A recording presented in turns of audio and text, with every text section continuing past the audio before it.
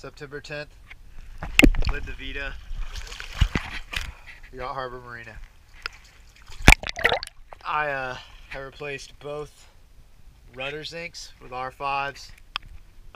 When they were touched, they, big chunks disintegrated off both of them, so I figured it was best to just change them today.